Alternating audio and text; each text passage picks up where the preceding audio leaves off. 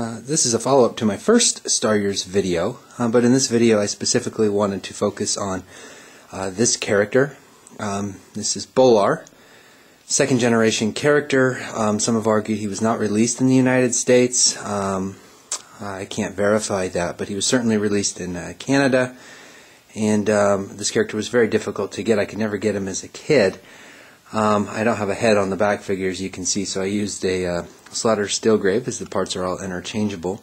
He was this lizard type creature that had this, or lizard looking robot who had this really cool rotating thrash whip on his right arm. Now the reason I made a follow-up video specifically relating to Bolar is, one, he's a very difficult character, so I was a little proud of myself for obtaining 4 of them so far. But also I wanted to show that I have, as I did in my first video, a on-card version of him, which I will put right here, who is, again, I think the hardest figure to obtain. Now I've shown this in my last video, but what I wanted to point out is that there was an equivalent to the Starriors that was released in the UK under the acronym of RATS, Robot Anti-Terror Squad. There was a Bolar figure on the Destroyer base photograph that they used, but no one could ever find an equivalent of the Bolar, as the RATS were simply the Starriors in redeco form.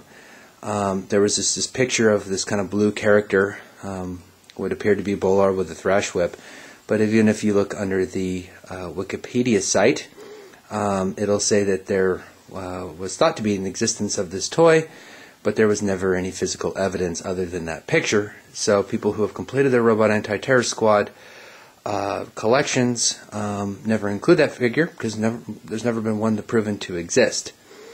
So what I wanted to show today was what I just obtained in the mail, which I now would argue is the holy grail of my collection, which is physical evidence of a Bolar in the Robot Anti-Terror Squad.